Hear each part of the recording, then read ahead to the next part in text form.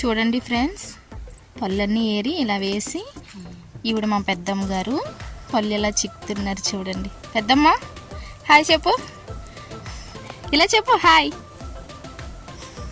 చూసారు కదా, చూడండి ఇక ఇదంతా తోటేనండి. చూసారా, అక్కడ మీకు కనిపించకపోవచ్చు, ఇంకో అక్కడ పిల్లలు ఉన్నారు ఆడుతున్నారు చూడండి. బాగా ఇంతేనండి జీడి తోట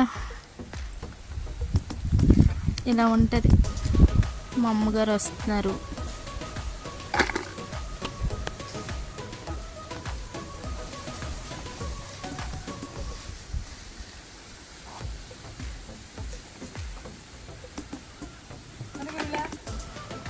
ఇప్పుడు మళ్ళీ మా అమ్మ మా అక్క యాడ్ అయ్యారు, మళ్ళీ చిక్కుతున్నారు.